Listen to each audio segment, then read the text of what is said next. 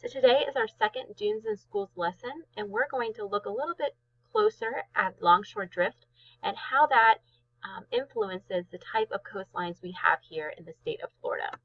So in Florida, there are over 1,300 miles of coastline. Of those 1,300, 800 of those miles are sandy beaches.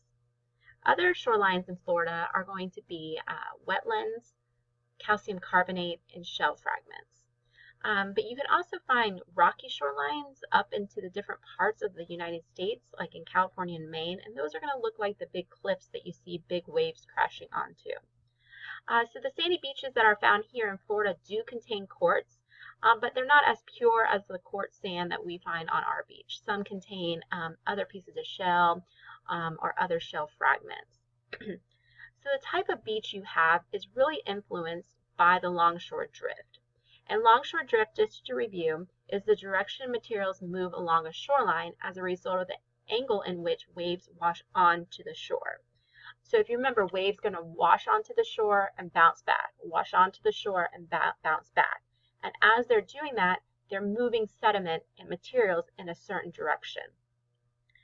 We have often been a part of longshore drift if we've gone out into the water and we've gone right in front of our parents out into the Gulf and gone swimming, and then 5 minutes later we're down the beach. We have been part of that longshore drift where the water has pushed us up and brought us back and moved us in a certain direction.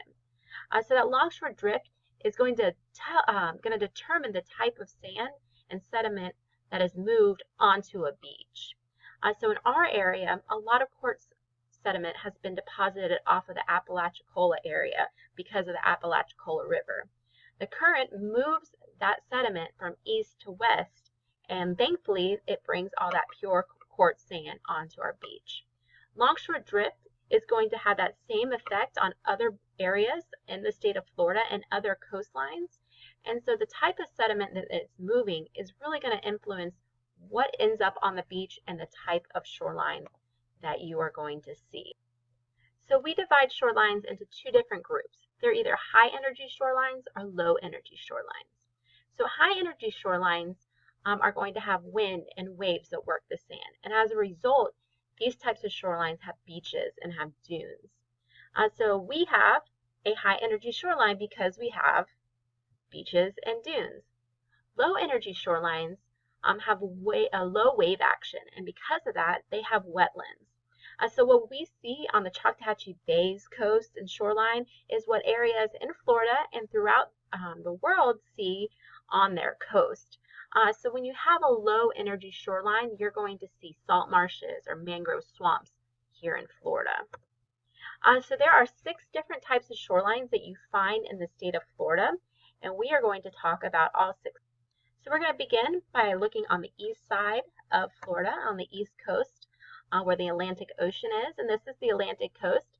On this stretch of land, you have the longest barrier island system in the United States, and that is a result of the longshore currents that move quartz sand southward. So in that area, you're going to find quartz sand beaches, but they're going to be a little flatter, and their dunes are going to be not as dramatic as some of the ones you're going to see on other sides. They do have a lot of sand moving around because of the strong wave activity from the Atlantic coast. In that area, you see a little orange section, and that is the coquina shell area. So some shorelines in this area, especially around St. Augustine, have exposed coquina shell beaches. So they're going to be broken down pieces of shell that are orange, purple in color. Coquina are those small animals that if you're at the beach near where the waves are crashing, you can see these little creatures crawl back into the ground. Those are coquina as well. As we wrap around the tip of Florida, from Miami to Naples, this area has really low wave action, so mangroves are going to dominate this coast. However, the beaches that do exist are primarily calcium carbonate. And then as we move up from Naples to Tarpon Springs, this is referred to as the Sun Coast. In this area, we do have a barrier island system, but not as extensive as the ones on the Atlantic coast or here in the Panhandle. Again, you have quartz sand. It's a little more coarse than the sand you find on the Emerald Coast here in the Panhandle. It's going to have other things mixed in with it. And then you're also going to have smaller dunes than that of the Atlantic coast and here in the Panhandle. The Big Bend is the next area. This is kind of in the Tallahassee area on the coast side. And this area has low energy shoreline. So because it's low energy, we have no beach.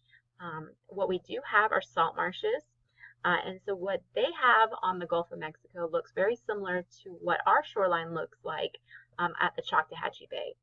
There are a few beaches here, and this is because there is an absence of longshore currents. So no sand is being deposited in this area, and also because of that, it stays very shallow for a long ways off the coastline. So we don't have a beach here. It's going to be salt marshes, and it's going to look very similar to what we see on the bay side.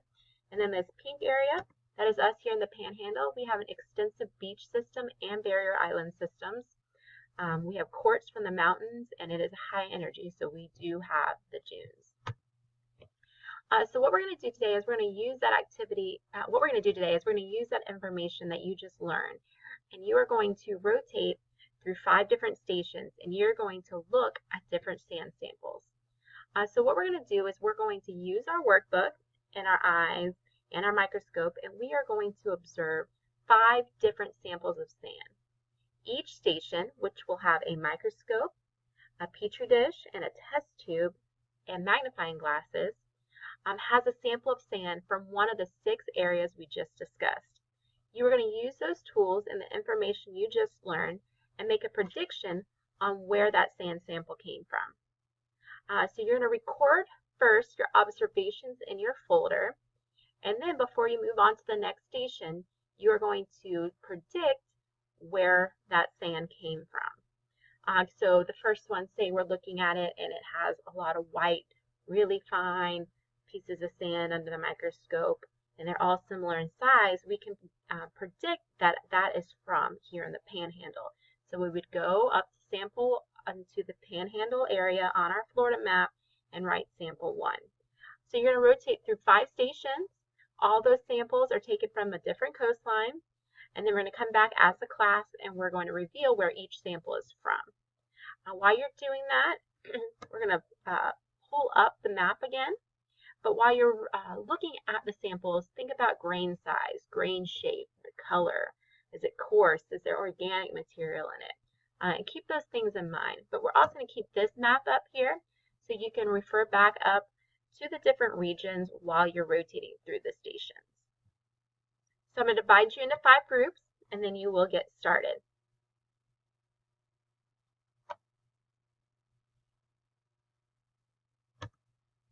Now that you have gone to all the different stations, we're going to reveal where each sample came from. So we're going to start first with sample 1, and this came from Hoggins Cove.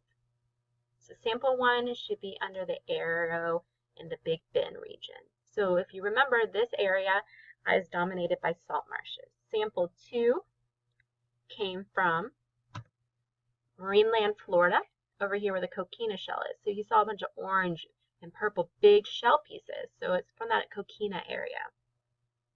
Sample 3 is from here, from Santa Rosa Beach. So it's that pure 99% quartz.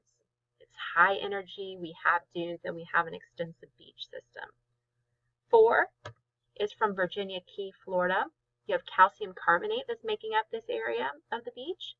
And then the final one is from Daytona Beach. So again, quartz, it should look very similar to Santa Rosa Beach, but maybe a little bigger pieces or a little darker pieces of that quartz sand. So let you see what those shorelines look like. This is a picture of Hoggins Cove. It's in the Big Bend area in Taylor County. Again, it's low energy shoreline, so few beaches, and we have a lot of salt marshes. So that's the Gulf of Mexico right there. You can see there's the salt marsh. Sample 2 is Marineland, Florida. It's in Flagler County near St. Augustine, and it's located on the east coast. It's high energy, and it's made up of a coquina shell. And coquina is Spanish for cockle shell or tiny shell. 3 is here, Santa Rosa Beach. It was from Walton County. It's located in the Panhandle, and we are made up of 99% quartz. Virginia Key is in the Miami-Dade County area. Low wave action, and it's made up of calcium carbonate. And then Daytona Beach, Volusia County, East Coast, quartz sand, flat. See, it's flatter than ours, and some small dunes as well. So if you had any mistakes, you can change those, and those are the different sand samples from the parts of Florida. And that is it for this lesson.